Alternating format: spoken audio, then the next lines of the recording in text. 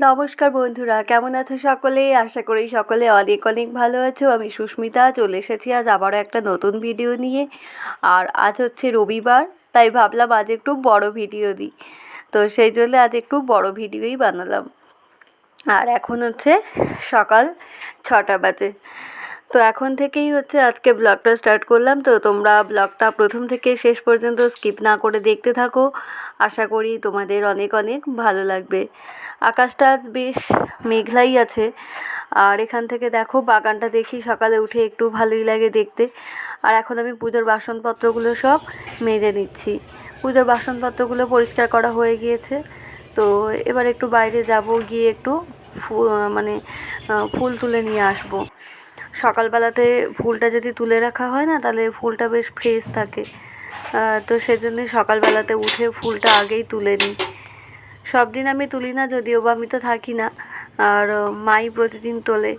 আমি যখন সময় পাই, যখন থাকি, তখন তুলি। মাঝে মধ্যে আবার স্কুল যাওয়ার আগেও মাঝে মধ্যে ফুলটা তুলি, এরকম করি। তো যাই হোক, এই দেখো, এই যে টগর ফুলের গাছ, এই টগর ফুলের গাছ থেকেই ফুলগুলো তুলবো। আর গাছটা অনেক বড় ছিল কাজের জন্য, সেজন্য এখানে কাজ হচ্ছিল, রাজমিস্ত্রিরা কাজ করছিল। তো সে সময় গাছটার অনেক ডাল না কেটে ফেলা হয়েছে। তবুও গাছটাতে এখনও পর্যন্ত প্রচুর ফুল হয়। এটা অনেক বছর আগের পুরনো গাছটা। ফুল তো তোলা হয়ে গিয়েছে, আর এখন হচ্ছে সকালে চাটা বসিয়ে দিয়েছি। আমি যদিও বা চা খাই না, কিন্তু ঠাম্মি চা খায়, তো সেজন্যই হচ্ছে চাটা বানিয়ে দিলাম। আর এই যে ফুলটা তুলে রেখেছি, ঠাম্মি তাড়াতাড়ি করছিল, সেই জন্য এসে করেই আগে কিচেনের মধ্যেই ফুলটা এক সাইডে রেখে দিয়ে আর চাটা বসিয়ে দিয়েছিলাম। তো যাই হোক, এরপরে রান্নাঘরে চলে আসলাম। আর রান্নাঘরে এসে দেখলাম মা কিছু সবজি বানিয়ে দিয়েছে সব। আজকে হচ্ছে পুঁই শাক আলু দিয়ে তরকারি হবে। আর পুঁই শাকের যে পাতাগুলো আছে, সে পাতাগুলো কুমড়ো সয়াবিন এগুলো দিয়ে একটা তরকারি বানানো হবে। আর শাক ডাঁটা বাগান থেকে দুটো তুলে আনা হবে। আর আগে কিছু শাক ডাঁটা ছিল, তো সেগুলো দিয়েই রান্না হবে। তো দেখলাম আগে শাক ডাঁটাগুলো বিশেষ কিছু ভালো নেই, তাই মা আবার পরে বাগান থেকে শাক ডাঁটা এনে দিল। আর এখন হচ্ছে সবজি টবজি বানিয়ে নিয়েছি প্রায়। আর এখানে বসে বসে বাইরের দিকে একটু তাকিয়ে দেখছি। যাই হোক, তাকিয়ে দেখছি না, কাজের শেষ নেই। রবিবার হলেও বাড়ি থাকলেও প্রচুর কাজ। আর জামা কাপড়ও কিছু বেশ কাচতে হবে। তো দেখো, একটু আগে দেখছিলাম মেঘলা আকাশ, এখন আবার আকাশটা বেশ একটু নীল আকাশ, হালকা মেঘ দেখা যাচ্ছে। তো ভালোই লাগে বর্ষাকালে আকাশের যে এত বিচিত্র রূপ, দেখতে কিন্তু বেশ ভালো লাগে। তো জামা কাপড়গুলো যাই হোক বসে না থেকে সমস্ত কাচাকুচি করে নিলাম, এখন একটু মেলিয়ে দিচ্ছি। আর বর্ষাকালে দেখবি জামা কাপড়গুলো বারবার একবার মেলাও একবার তোলো, কখন বৃষ্টি আসছে, কখন বা রোদ হচ্ছে একটু অল্প, এরকমই ব্যাপার আর কি। তো যাই হোক, এরপরে রান্না বসিয়ে দিয়েছি, আলুটা দিয়ে দিয়েছি। এরপরে পুঁই শাকটা দিয়ে দেবো সেদ্ধ করতে।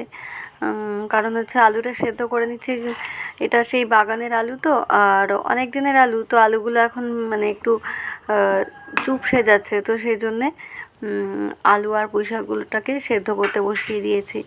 আর এই যে বাগানের শাকদাটা কত বড়, দেখো শাকদাটাগুলো। এরপরে মা হচ্ছে গায়ে ধোয়াতে দিয়েছে, তা আমি একটু গিয়েছিলাম, তো মা এখন গায়ে দিয়ে নিচ্ছে। আর তারপরে আজকে দুধটা দিয়ে ভেবেছি একটু সন্দেশ বানাবো। আমি গোয়ালে একটু গিয়েছিলাম, গায়ে ধোয়ানোর সময় তেল লাগে, তেল ছিল না, তাই ওটা দিতে গিয়েছিলাম। আর এই যে পুঁই শাক আলুটা বেশ সেদ্ধ হয়ে এসছে। আর এরপরে তাড়াতাড়ি করে রান্না করে নেবো। আজকে হচ্ছে রবিবার, তো রবিবারে রান্নাটা বেশ একটু তাড়াতাড়ি হয়, কারণ কারুর কোথাও বাইরে যাওয়ার নেই, সবাই বাড়িতেই থাকে। আর একদিকে অন্নও বসিয়ে দিয়েছি উনুনে, দুদিকে দুটো বসিয়ে দিয়েছি, এই জন্য তাড়াতাড়িও বেশ হয়ে যাচ্ছে, খুব বেশি লেটও হচ্ছে না। ওদিকে উনুনেতে রান্না হচ্ছে, আর এদিকে আমি চালটা ধুয়ে নিচ্ছি। একটু গোবিন্দভোগের অন্ন করতে হয়, তো ওটা হচ্ছে ভোগে লাগানো হয় আতপের অন্নটা।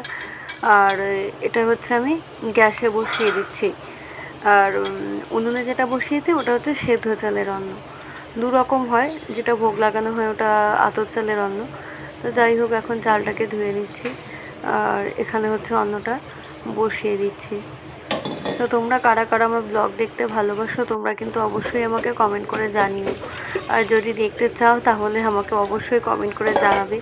আর সবসময় তো বানাই না, ভাবি কেউ হয়তো দেখবে না, কী সব হয়তো উল্টোপাল্টা বানাচ্ছে, এরকমই একটা মনের মধ্যে ভাবনা আসে। আর এখন হচ্ছে আমি দুধটাকে গরম করে নেব, দুধটা গরম করে রাখবো, না হলে দুধটা হয়তো কেটে যেতে পারে।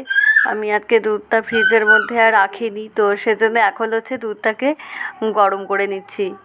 আর এই যে দুপুরে লাঞ্চের আইটেম অন্ন, তার সাথে আম আছে আর তরকারি আছে যেগুলো বানিয়েছিলাম, তো এগুলো দিয়েই লাঞ্চ করলাম। আর তারপরে তো আর ভিডিও করা হয়নি, তো পড়ানো ছিল 3টে থেকে, তো পড়াচ্ছিলাম। আর এখন হচ্ছে 5:30 বাজে, এখন হচ্ছে একটু ওষুধের দোকানে যাব, একটু মুদিখানা দোকানে যাব, কিছু জিনিসপত্র কেনাকাটা আছে। আর সেই সঙ্গে অর্জুন বাবুকে ঘুরতে নিয়ে বেরিয়েছি, ওর একটু ঘোরার খুব শখ। তো যাই হোক, বাজারে গিয়ে আর ভিডিও করা হয়নি। এখন হচ্ছে এই যে সন্ধ্যা হয়ে গিয়েছে একদম, বাজার থেকে চলে আসলাম, যা প্রয়োজনীয় জিনিস ছিল সমস্ত কিছু নিয়ে আর বাড়িতে চলে আসলাম। তো এখন অন্ধকার হয়ে গিয়েছে পুরো। তো অর্জুন বাবু কিন্তু খুব খুশি, ও বাইরে বেরোতে পারলেও প্রচণ্ড খুশি।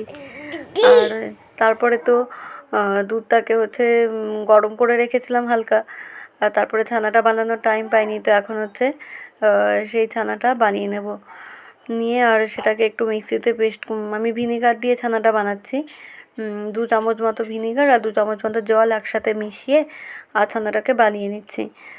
তারপর ছানাটা ছেঁকে ওটা একটু ঠান্ডা হতে দেবো, আর মিক্সির মধ্যে দিয়ে ওটাকে একটু পেস্ট করে নেব, তাহলে হচ্ছে সন্দেশটা বেশ ভালো হয়। চাইলে এর সাথে একটু গুঁড়ো দুধও মেশানো যেতে পারে প্রয়োজনে, তো আমার কাছে গুঁড়ো দুধ আছে কিন্তু আমি আজকে আর দেইনি, আমি শুধু পিওর ছানা দিয়েই বানিয়েছি। পিওর ছানা দিয়েও কিন্তু খুব সুন্দর হয়, তো তোমরাও এইভাবে বাড়িতে বানিয়ে দেখতে পারো। সন্দেশের তো এখন বাজারে প্রচুর দাম, তো বাড়িতে এইভাবে ছানা বানিয়ে বাড়িতে সন্দেশ বানালে সেটা কিন্তু খুব ভালো হয়। এখন গ্যাসের উপরে একটা কড়াই বসিয়ে দিয়েছি, আর তাতে অল্প সামান্য একটু জল দিয়ে দিলাম, আর একটা গোটা এলাচ ফাটিয়ে দিয়ে দিলাম। এরপরে চিনিটা দিয়ে দিলাম, ভালো করে চিনিটাকে একটু গলিয়ে নিলাম, আর এরপরে মিক্সিতে পেস্ট করে রেখেছিলাম যে ছানাটা, সেই ছানাটা দিয়ে দিলাম। তো ভালো করে এবারে হচ্ছে পাক করে নিলেই কিন্তু ছানা সন্দেশ রেডি হয়ে যাবে। তো এইভাবে বাড়িতে সন্দেশ বানিয়ে তোমরা দেখো একবার, তারপর আমাকে বলছো যে কেমন হয়েছে। তো এই যে সন্দেশটা বানানো হয়ে গিয়েছে। আর ভিডিওটা আজকে বেশি বড় করলাম না, তো যাই হোক, এখন হচ্ছে রাত 10টা বাজে। ভিডিওটা আজকে এখানেই শেষ করছি, দেখা হবে আবার আগামীকাল। সকলে ভালো থেকো, সুস্থ থেকো, নমস্কার। আর যারা আমার ফেসবুক পেজ থেকে ভিডিওটা দেখছো তারা অবশ্যই পেজটাকে ফলো করে দিও, যারা ইউটিউব থেকে দেখছো তারা অবশ্যই চ্যানেলটাকে সাবস্ক্রাইব করে দিও, লাইক করো, কমেন্ট করো। টাটা।